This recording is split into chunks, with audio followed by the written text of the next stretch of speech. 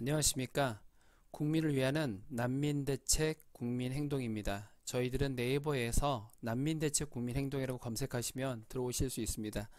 저희들은 온라인에서만 이렇게 얘기하는 것이 아니라 실제 현장에서 소리치고 외치고 집회를 하고 기자회견을 하고 또 국회의원들에게 문자 보내고 국민신문고에 민원을 넣고 또 이제 국회의원들도 직접 찾아가서 면담하고 이런 실제적인 행동도 온라인뿐만 아니라 오프라인 행동도 하고 있는, 비록 인원은 작지만 실제 행동하고 있는 단체들입니다. 외국인에게만 너무나 특혜를 주고 있는 현 상황이 심각합니다. 그래서 국민 좀 챙겨라, 국민이 먼저다, 이런 것을 외치고 있는 난민대책 국민행동입니다. 오늘은 얼마 전에 뉴스에 나왔던 베트남 여성이 3시간 동안이나 폭행을 당하는, 그래서 갈비뼈까지 부러지고 입원해야 하는 그런 심각한 일이 있었습니다. 모든 분들이 다 알고 계셨을 거라고 생각을 하는데, 이 사건이 한 가지 사건으로 그냥 끝나버리는 것이 아니라 이 우리나라에 정말 잘못되어 있는 구조적인 문제가 너무 많이 녹아 있어서 그것들을 되짚어보고 해결책이라든지 또 저희 난민대책 국민행동이 어떤 것을 해야 될 것인지 얘기해보고자 합니다. 첫 번째, 폭행당한 베트남 여성분은 충분히 치료를 받아야 된다고 생각을 합니다. 그것이 가장 급선무라고 생각을 합니다. 그런데 두 번째, 전처가 등장을 했습니다. 이따 더 자세히 설명을 해드릴 테고 이미 또 이것까지도 알고 계신 분들이 있을 텐데, 이 또 다른 제3의 심각한 피해자죠. 이 전처를 확인해서 이분이 양육비를 받지도 못하고 위자료도 받지 못해서 자기 아이를 또 홀로 한부모를 이렇게 키워야 되는 그 심각한 그런 부분이 있는데, 그 부분을 해결을 좀 해결할 부분이, 그것도 급한 부분이고요. 세 번째는 경찰이 알아서 하겠지만은 남편이 적절한 처벌을 충분히 당연히 받아야 된다는 걸 생각하고, 네 번째는 이 불륜을 저질러서 가정을 파탄내게 했던 피해자이기도 하지만 본인 스스로도 가해자인, 지금 현재 폭행을 당한 베트남이 여성분도 적절한 처벌이 반드시 있어야 된다고 생각을 하고 있습니다. 다섯 번째는 양육비를 구상권 청구가 가능할 수 있도록 법적인 움직임이 있어야 된다고 생각을 합니다. 지금은 이따 또 이것도 한 번 더 자세히 설명해 드릴 텐데 이것이 필요하고, 여섯 번째는 국제결혼 중개업이라는 것을 완전히 근절할 수 있도록, 이제 국제결혼은 중개를 할 수 없도록 그 조치를 해야 되겠다라고 하는 것이 저희 난민대책 국민행동의 입장입니다. 다 이제 나왔죠? 세상에 사람을 샌드백 치듯 때렸답니다. 그것도 뭐 1, 2분도 아니고 세상에 3시간 동안이나, 뭐 자세히 상상해 보면 정말 심각한 거예요. 3시간 동안 얼마나 쪼그려 앉아가지고 이게 언제 끝나는 건지 얼마나 무서웠겠습니까? 3시간이라는 시간은 정말 너무너무 긴 시간이고 말도 안 되는 일이 벌어졌습니다. 뭐 입이 10개든 100개든 1000개든 겉돈 말로도 변명을 할 수가 없습니다. 이거 말도 안 되는 일이 벌어졌습니다. 당연히 이 사람은 지금 베트남 출신 이주 여성 폭행 30대 남편 검찰 송치가 됐죠. 2살 배기 아들이 보는 앞에서 베트남 출신 이주 여성을 무차별적으로 폭행한 30대 남편이 결국 검찰에 송치됐습니다. 당연히 송치돼야 되고 거기에 합당한 처벌을 받아서 다시는 이런 일이 없었으면 좋겠습니다. 그런데 갑자기 저도 그렇고 많은 사람들이 정말 안 됐다, 이 여성분 너무나 불쌍하다, 이렇게 생각을 다 하고 있었는데 갑자기 기사를 보신 분들은 아시겠지만 문제가 또 있었죠. 이 폭행을 당한 베트남 여성이라고 하는 분은 이제 지금 아이까지 낳아가지고 아이가 있는데, 저 폭행했던 남자분의 전처가 이제 신문에 나면서 내용이 알려지게 됐는데, 한국말이 서투르다는 이유로 남편에게 무차별 폭행을 당한 베트남 이주 여성이 유부남을 만난 내연녀이며 한 가정을 파탄낸 사람이라는 전체의 증언이 나왔다.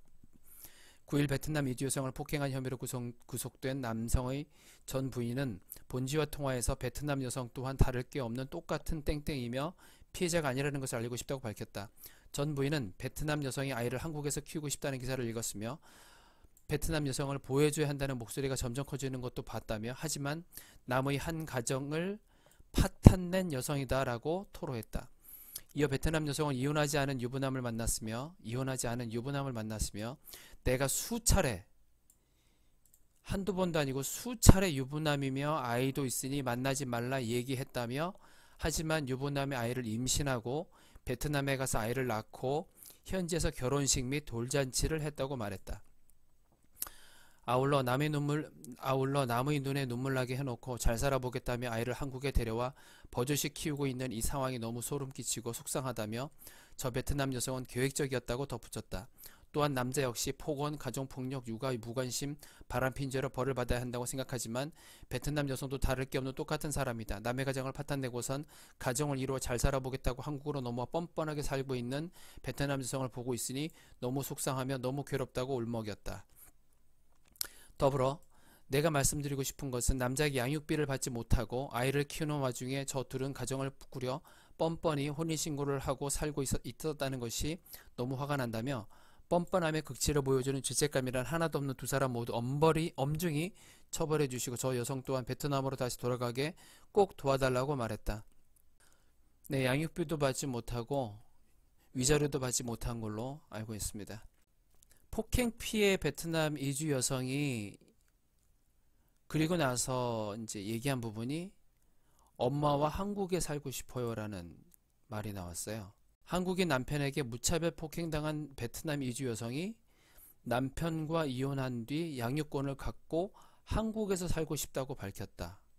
그는 힘든 시기에 도움을 받을 수 있도록 어머니를 한국으로 초청하고 싶다고 덧붙였다. 이 기사가 나오면서 이제 많은 사람들이 더 이제 화를 많이 내게 되셨어요. 일반 국민들이. 상식적으로 생각해 봤을 때 한국에 와서 이렇게까지 남편에게 심각한 폭행을 받고 이렇게 했으면 상식적으로는 한국이 진절머리 나기 싫고 그래서 지금은 다 싫고 베트남에 돌아가서 자기 나라 베트남에 돌아가서 쉬고 이렇게 돼야 되는 거고 어머님이 한국말을 할 수 있는 것도 아니기 때문에 어머님이 한국에 오시면은 어떻게 되는 거예요? 어머님은 문화도 잘 모르는 한국에 와서 병간호만을 해야 되는데 어머니와 함께 초청해서 한국에 살고 싶다라고 하는 이것이 상식적으로 좀 맞지 않는 거죠. 오히려 이렇게까지 당했으면 누구나 다 그 자기 본향 고향으로 가서 요양을 한다든지 이런 상황이 되는데 오히려 마치 기다렸다는 듯이 남편과 이혼한 뒤 양육권을 갖고 한국에서 살고 싶다. 이런 얘기가 나오니까 많은 분들이 맨 처음에는 정말로 이 여성분이 불쌍하고 그래서 다 측은히 여기고 이 남자가 너무 심했다 이렇게 생각을 하고 다들 그렇게 생각하고 있었는데 갑자기 이 여자는 뭐 불륜녀일 뿐만 아니라 조금 어떤 면에서는 잔인했어요. 그 전처에게 카톡 문자 메시지를 봤을 때 막 조롱하면서 네가 지금 낳아갖고 있는 그 아들이 너무 불쌍하다. 네 아들 너무 불쌍하다. 이혼해라. 뭐 아줌마 너무 바보다. 뭐 이렇게 그 카톡을 보내면서 인격이 문제가 있었죠. 이 여성분의 인격 자체가. 요즘에 뉴스에 나오는 거 보면은 어떤 피해를 본 사람들이 피해를 본 뉴스가 나오는데 그 다음날 되면은 전혀 사실은 또 숨겨졌던 얘기가 나오면서 완전히 믿을 수 없는 지금 세상으로 가고 있는데 분명히 이 여자분이 피해자가 돼야 됨에도 불구하고 지금 또 한쪽에서는 가해자의 모습으로 비추고 있어서 문제가 되고 있습니다. 이 건과는 완전히 그 연관이 있는 것은 아니지만은 이 사건을 통해서 다시 되짚어본 기사들이 많이 나왔습니다. 그게 뭐냐면 물건 사듯 900만 원의 필리핀 신부 구매, 국제결혼의 실태 이런 제목의 기사가 떴는데 필리핀은 900만 원, 캄보디아 950만 원, 우즈베키스탄 1200만 원.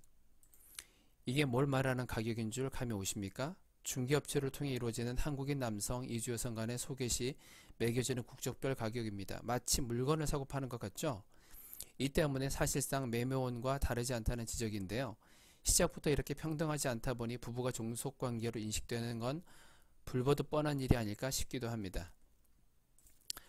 또 다른 뉴스에는 외국인 신부 팝니다. 국제결혼 중개 왜 못 없앨까? 이렇게 물건을 사듯이 여성을 살 수 있다라고 봐야 되겠죠. 이들이 맞선부터 결혼식까지 걸리는 기간은 평균 4.4일에 불과했다. 응답자의 29.2%는 맞선 뒤 1일차에 결혼식을 올렸고 29.2%의 하루 만에 결혼식을 올렸대. 20.9%는 2일차에 결혼했고 합치면은 거의 50%가 하루 이틀 사이에 결혼을 했습니다. 맞선 당일 부부가 된 사람까지 있어요. 이런 식으로 맺어진 부부관계는 불평등한 권력구조의 배경이 된다. 비싼 돈을 주고 사왔는데 왜 내 맘대로 못하느냐며 일부 남성들이 신체적 정신적 학대를 한다는 것이다. 송난이 한국여성의 전화 사무처장은 중개업체를 통한 국제결혼의 매매원적 성격은 한국인 남성이 외국인 배우자를 자신과 동등한 인격체로 인식하는 걸 어렵게 만든다고 말했다.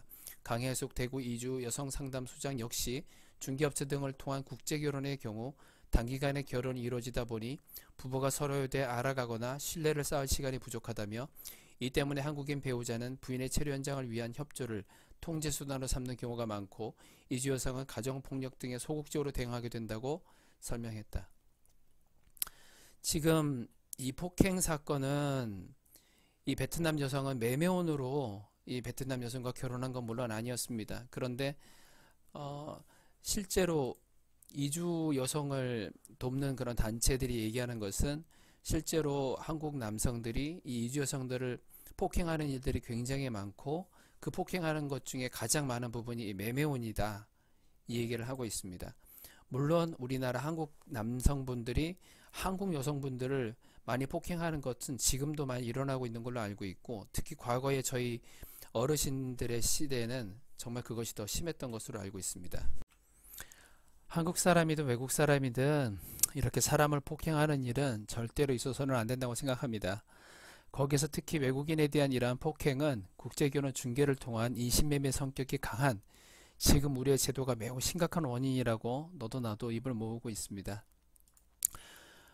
연기영 동국대 명예교수가 컬럼을 하나 냈는데요. 결혼중개 이용 소비자 피해 법제 정비 필요하다, 이 글 중에서 법정 책임에 대한 개선 방안은 하시면서 첫 번째 올려놓은 거를 소개를 좀 해드리고 싶습니다. 국제결혼 중개업을 폐지하고 비영리화 및 공익화해야 한다고 생각한다. 주요 결혼 상대국에서는 상업적 국제결혼 중개를 금지하거나 불법 행위로 간주하고 있기 때문에 현재의 중개업자에 의한 국제결혼 중개 행위는 직간접적으로 불법 행위가 될 수 있다. 특히 영리 목적의 영세한 중개업자들이 난립하여 무분별한 국제결혼 중개가 성행하면서 인신매매성 결혼, 인권 침해 사례가 증가하고 이혼율이 높아져서 커다란 사회 문제가 되어가고 있다. 따라서 공익적 목적을 보호하기 위한 제도적 측면의 고려도 강구해야 한다.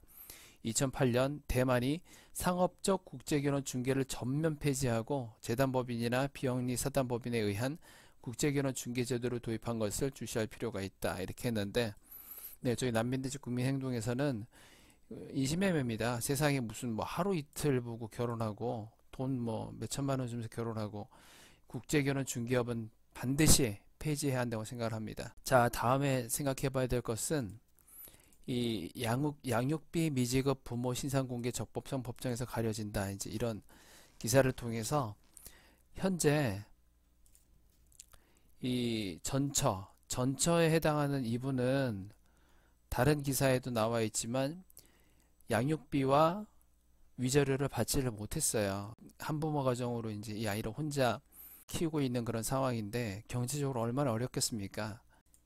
네, 이 남자분 때문에 맞아가지고 폭행을 당해서 이렇게 한 이 여성분도 참 큰 문제지만, 그래도 이 폭행은 한번 이렇게 맞고 진짜 말 그대로 이혼해버리고 이러면 끝날 문제지만, 이 전처 같은 경우에는 평생 동안 아이를 혼자 키워야 되는데, 어떤 면에서는 제일 심각한 피해를 받고 있는 분이죠. 그래서 오히려 이 전처를 지금 구제할 수 있는 방안을 찾는 게 굉장히 중요하다고 생각을 합니다. 이 기사에 보면 내용이 조금 틀려요. 요거는 지금 이제 양육비를 하도 안 주니까 배드파더스라고 하는 이런 사이트에서 양육비를 안 준 그 사람을 신상 공개를 했나 봐요. 이제 그 아빠들이 양육비를 지급하지 않은 아빠들이 양육비 지급을 좀 하는데 큰 도움을 받았는데 이제 법적인 뭐 명예훼손이다 이렇게 해서 이제 법적인 조치를 받는다고 하는 부분이 있는데, 오늘 얘기할 거는 그게 아니고, 실제 여성가족부가 지난 4월 발표한 2018년 한부모 가족 실태조사 결과에 따르면 한부모 가족의 80% 이상이 양육비로 인해 어려움을 겪고 있었다. 양육비 이행과 관련 한부모 가족의 78.8%가 양육비를 상대 배우자로부터 받지 못하고 있다고 답했다. 그럼에도 불구하고 양육비 청구 소송 경험은 7.6%로 낮았다. 심각한 거예요. 뭐 거의 다 안 주고 있는 거 아닙니까, 지금 양육비를. 지금 맞벌이 해가지고 살아도 죽을 둥 살 둥 힘든 세상이잖아요. 그런데 여성이 혼자 아이까지 키워가면서 어떻게 아이를 키웁니까? 양육비를 줘도 그 금액 가지고 충분한 어떤 삶을 살 수 있거나 그런 건 아닐 겁니다. 저희 난민대책 국민행동에서는 이번 사건을 보면서 좀 구조적으로 이 사회를 바꿔야 될 부분이 있다고 생각을 합니다. 첫 번째는 이 양육비를 해결할 수 있는 방법. 여성부에서 구상권제도를 만들어서 양육비를 받지 못하는 한부모 가정에게 먼저 국가가 정해진 금액을 지급하고, 양육비를 지불해야 할 대상에게 구상권 청구를 하도록 법을 마련할 필요가 있다고 생각을 합니다. 이 부분을 여가부에도 요청을 하고 국회의원들에게도 요청을 해서 법을 좀 만들어 달라고 해야 할 필요성이 있을 것 같습니다. 그리고 또 이 국제결혼 중개업은 폐쇄하라고 해당하는 그 기관에 요청을 해서 이걸 폐쇄하라고 요구를 해야 될 것 같습니다. 네, 다시는 이런 일이 좀 없었으면 좋겠습니다. 저희 나라에. 저희 난민대책 국민행동에서는 맨 처음에 말씀드렸지만 국민을 위하는 난민대책 국민행동입니다. 유튜브에서 구독과 좋아요 눌러주셔서 서명이 필요하다든지, 아니면 이번 주 금요일날 저희가 그 앙골라에서 온 콩고인 루렌더 가족 난민 인정 심사, 불회부 취소 소송 규탄 기자회견, 이런 거를 또 이제 실제 행동을 하고 있습니다. 가셔서 이렇게 피켓 하나만 들어주셔도 큰 도움이 되는데, 이런 것이 가능할 때 저희가 광고를 해드릴 테니까 함께 해주셔서 이 나라를 좀 함께 같이 바꿨으면 좋겠습니다. 네, 좋은 하루 되시고요. 시청해주셔서 감사합니다. 구독, 좋아요, 알림 꼭 좀 부탁드리겠습니다. 감사합니다.